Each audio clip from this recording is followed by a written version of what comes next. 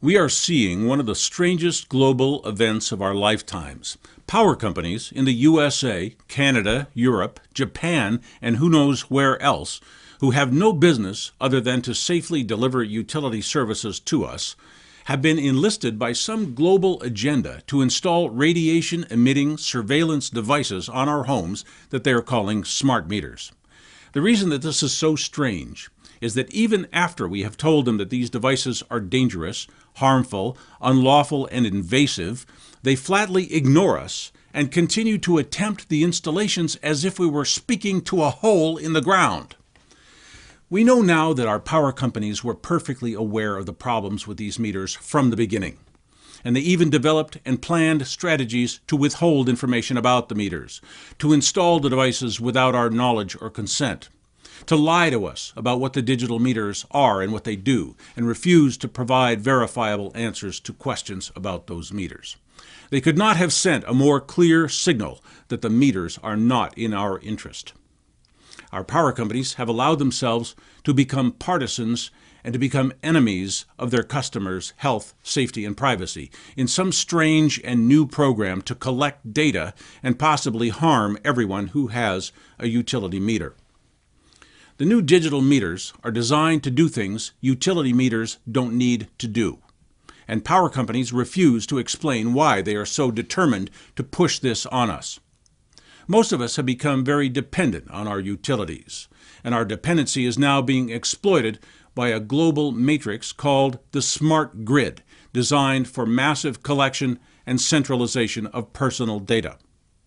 Because this smart grid program operates largely in secret, there are many theories emerging and being explored. This is not limited to just your power company or even your country. It's clearly coordinated internationally. United Nations Agenda 21 has become suspected as a key driver because that agenda calls for global controls of population behaviors and collection of data at the local level, just as the digital meters are designed to do. Those United Nations programs have been directly funded by proponents of global governance and depopulation such as Ted Turner, Bill Gates, George Soros, and other members of secret societies advocating depopulation such as the Club of Rome. Again, this is currently largely rumor and speculation, and we certainly need more facts to fully understand the bizarre experiment of invading private homes all over the world with high-tech monitoring devices posing as utility meters. Depopulation agenda or not, digital utility meters offer no benefit whatsoever to customers and pose a number of very serious hazards. It's hard to imagine the forces and pressures that could have enlisted your power companies in the smart meter program because broad-scale deployment of those meters exposes the power companies to huge negative legal and political consequences. Because of the secret character of the smart meter rollout, utility customers have been caught very much off guard and have made some mistakes on how we respond to this assault. We have protested and demonstrated. We have pleaded and argued with the utility company to remove the meters. We have asked the utility company to provide solutions, assuming they would want to. We have failed to recognize that the problem is much larger than mismanagement of a utility company. We have a determined public enemy at a level above our utility companies. The power company is a low or mid-level player, and they are playing on the wrong side. This forces us into a different relationship with our utility companies. You don't negotiate with criminals. You don't let them commit a little bit of crime along with an essential public service. Crime is crime. The only thing that crime calls for is enforcement, and unfortunately, as is so common these days, none of our public agencies seem to be willing or able to enforce safe utility metering for us, and we have no choice but to enforce for ourselves. Enforcement is very different from petitioning an institution for better service or responsible conduct. We must let go of our consumer mentality and adopt the mentality of an enforcer. Enforcement means force. It means command. It means using leverage, strategy, and power in a targeted way against a determined opponent. If you want your home in the future to be free of excess electromagnetic radiation and monitoring devices, there are some strategic and targeted strategies that I can suggest. First, never compromise with a violator. Never negotiate your rights, safety, and health away. Giving up those things damages you. What that means in the struggle against digital utility metering is never agree to any harmful or unclear proposal that has been devised by your utility company. Do not regard the company as your friend. They may offer to violate you a little less and call it an opt-out. They actually have the gall to demand payments for not violating you. There is no word for that but extortion. It would be unbelievable if it wasn't actually happening.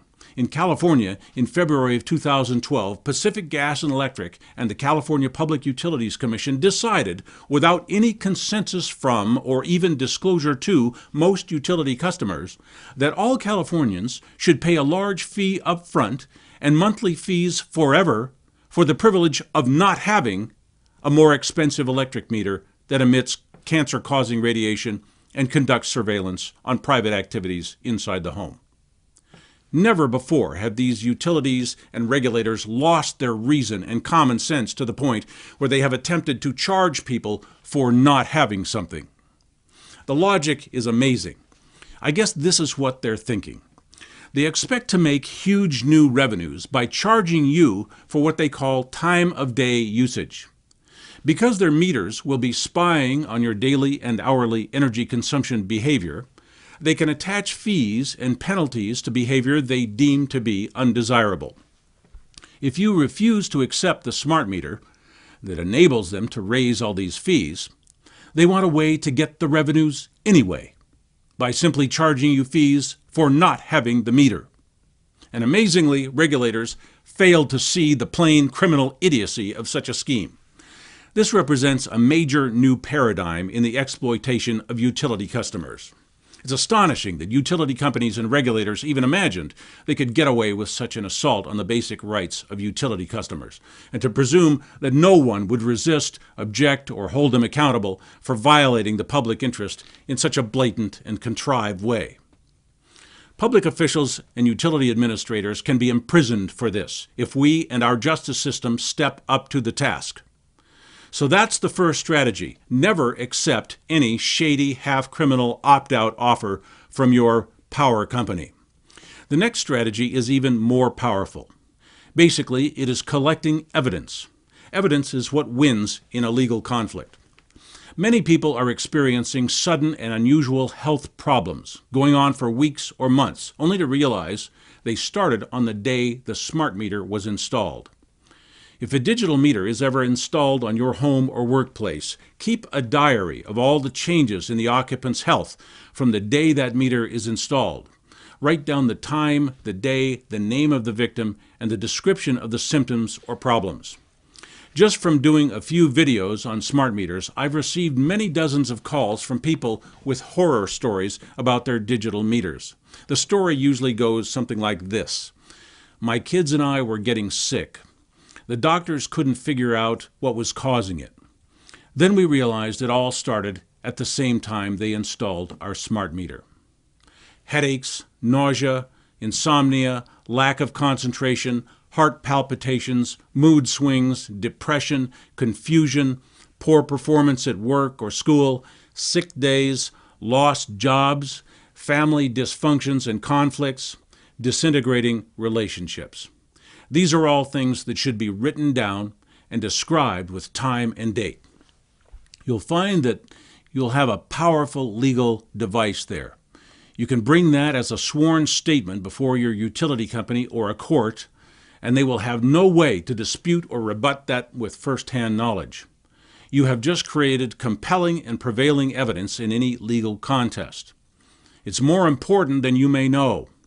Without that diary, you have little or no recourse against the costs to your health and your family that a digital utility meter may cause. Simply having that record gives you the legal power and advantage to leverage the future your way and to defeat the violator. the power company who thinks it doesn't have to listen and respond to your demand for safety, health, and privacy. The public is awakening to this issue. Our opinions and our voices are changing the political equation in the digital meter invasion. But this is no small program, and we will have to be heard. All of us will have to be heard if we wish to protect our health, safety, and privacy. That's the strategy for now. Refuse the installations, refuse the opt-outs, and keep records of any problems the digital meters are causing you. Those are the best protections we can have right now that I could think of. In an odd way, this digital meter problem is a helpful signal. It is clear now that we need to take action to get electromagnetic radiation and institutional surveillance out of our lives.